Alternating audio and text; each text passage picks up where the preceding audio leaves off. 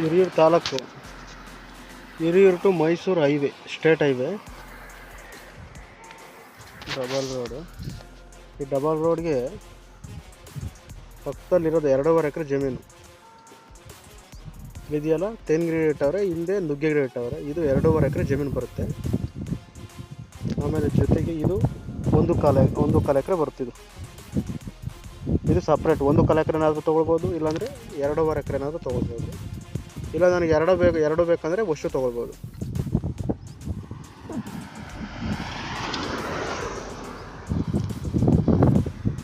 ಒಂದು ಕಾಲಾದರೂ ತೊಗೊಳ್ಬೋದು, 2.25 ಎಕರೆ ಆದರೂ ತೊಗೊಳ್ಬೋದು.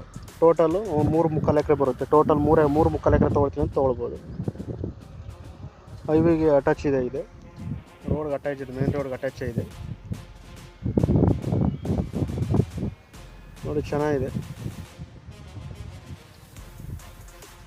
ತೆಂಗಿನ ಗಿಡ ಇಟ್ಟವ್ರೆ, ಸಣ್ಣ ತೆಂಗಿನ ಗಿಡ ಇಟ್ಟವ್ರೆ, ಹಿಂದೆ ನುಗ್ಗೆ ಗಿಡ ಇಟ್ಟವ್ರೆ. ರೋಡ್ಗೆ ಅಟ್ಯಾಚ್ 2 ಇದ್ದಾವೆ.